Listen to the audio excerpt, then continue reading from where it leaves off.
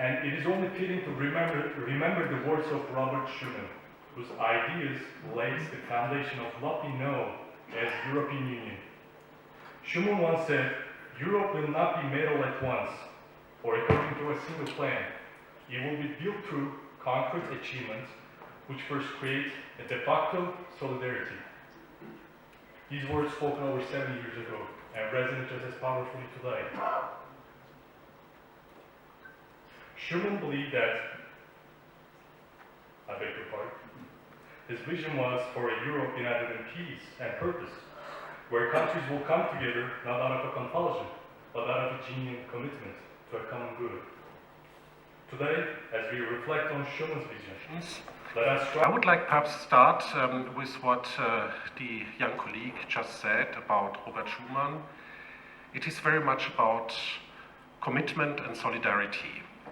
Turkey is certainly a strategic partner for the European Union. It's a candidate country already for many years, but it's an important partner for us, especially in the times we are living in, where the geostrategic architecture is very much put into question by so many international crises. There were some NATO decisions which later on ended up attacks to Georgia by Russia, and later on some wars against Ukraine, and this created a war situation in the continent after the Second World War. And 2008 was also important because there was this financial crisis, which in a way, now the discussions are going in that direction in academic circles. It ended in a way the neoliberal structure of the world global economy. And now we are having, after more than 2 decades, all these pains or all the reflections of those moves in our era, in 2024. And there were some lacking parts, and there were some kind of, discrepancies, and nobody could address it because there was a migration issue all over the world and in Europe in 2015.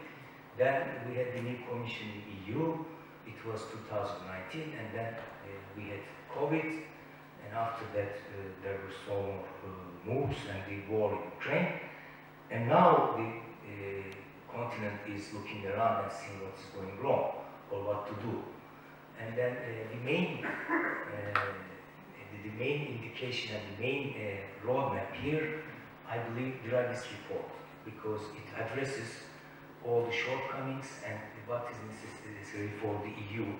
And you can, if you haven't read it, please read it in a careful way. There is also an executive summary of it. When you read that, you can get the insight of the report. In a way, it doesn't say that king is naked, but it says that king needs new clothes. The only missing part of this report, it makes a conclusion saying that the European Union needs 750, 80 billion euros in order to recover and to be in the race among the US and China, especially on technology, agriculture, energy issues, connectivity, and also about Green Deal.